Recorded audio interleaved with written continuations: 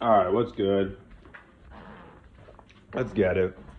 I want to talk about the problem with being influenced by worldly possessions.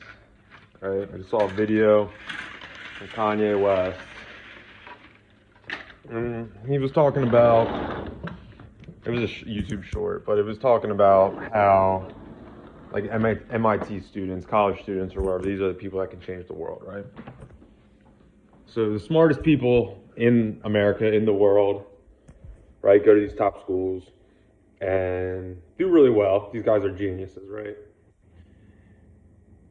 But what's the problem, right? So they go to these top schools, pay a lot of times their loans and et cetera, and blah blah blah. So you come out of school with that. So what are you looking for? You're looking for money, right? Because that was the point of trying so hard all those years. Your whole life, basically. The reason you started your whole life was to get to a position where you can make money, support yourself and your family. But the problem with that is you end up taking a job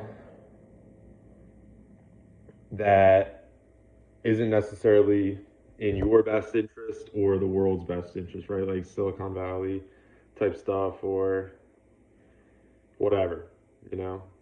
So I've talked about this before, but the idea of selling your soul. So you sacrifice some of your principles and morals to accumulate power, which can be money, influence, whatever. And this is what we've done since, I mean, forever, right? But specifically since like we started doing the capitalism stuff. And it's led us to a point where Earth's not doing so hot. Everybody's talking about global warming, climate change, whatever. And so the people that are the geniuses, right? The smartest people are selling their soul for money.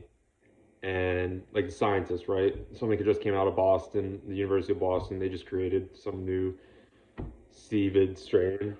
I don't know. I don't know. Nobody watches this shit. YouTube probably doesn't either, so I could probably say it. They created this new COVID strain. It's like 80% whatever. Go look it up if you want. But a lot what I see with scientists in the scientific community is that you're working for these grants and you're working for the money. So you get the private donor, and Rockefeller has the family has a lot of ties to the University of Boston, right? And Massachusetts in general. But so the only way you're able to have a job is if you're doing projects for the super wealthy, right? So you can't necessarily control what you work on in most regards. You kind of have to do what you're told where the money is because they're not going to fund your projects unless they agree with it also. And it used to, nah, I wouldn't even say used to be, but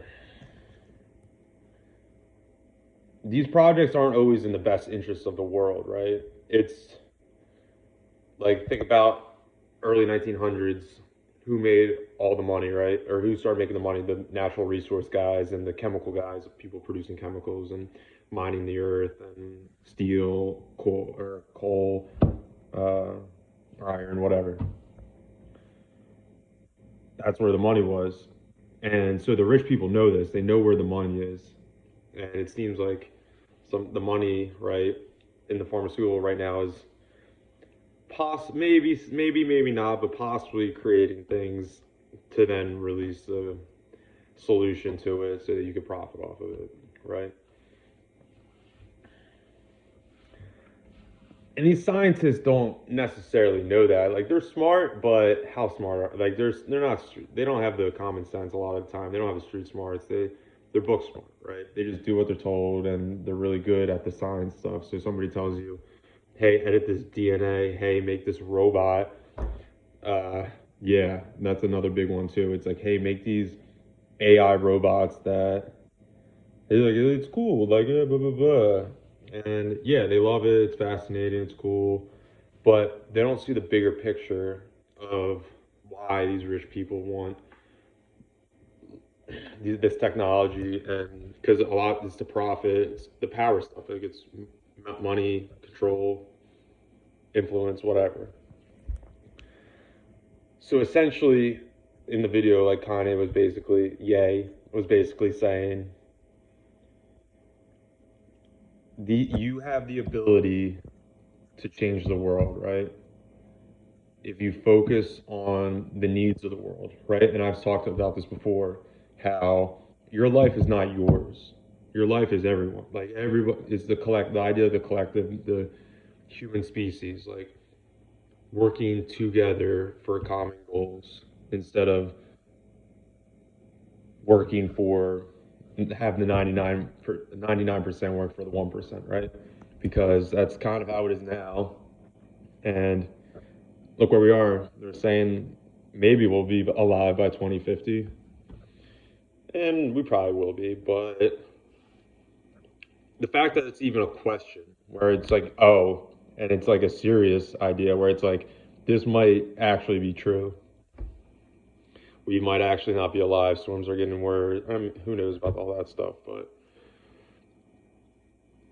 there seems to be a lot of evidence that the climate is changing in some regard and that it is man-made in a lot of the cases. And yeah, we could talk about cycles and etc. of just whatever, but it's undeniable that there's man-made climate change, whatever. And these people know this, but like I said, it's for a paycheck. Like you do what the project is, or you don't get paid. So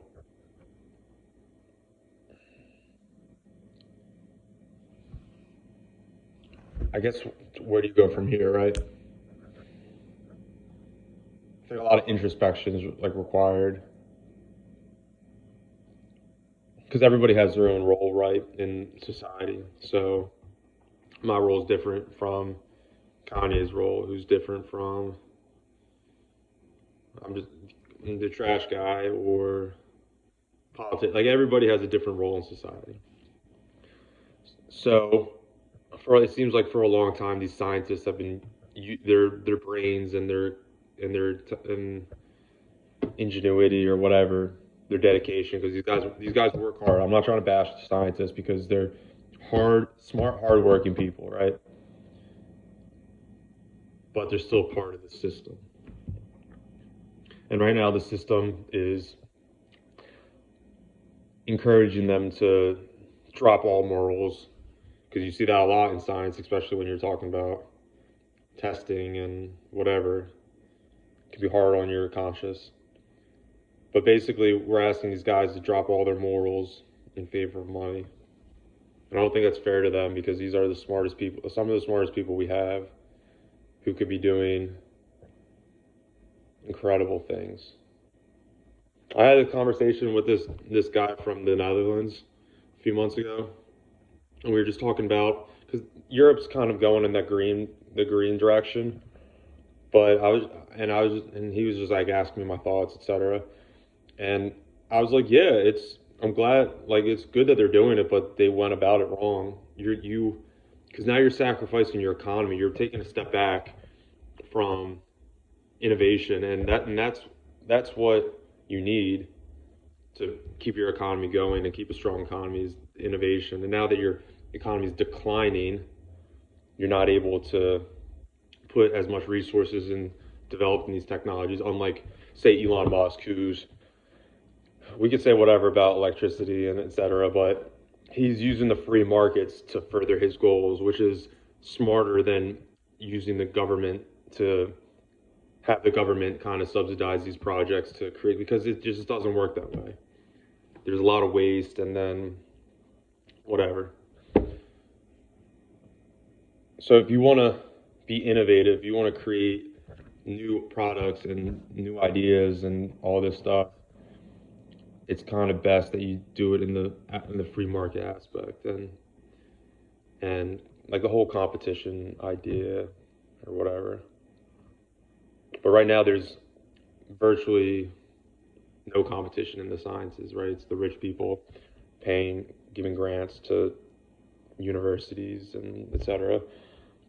for their brain power. So I'm gonna leave it at that. All right. Enjoy the rest of your day. Peace.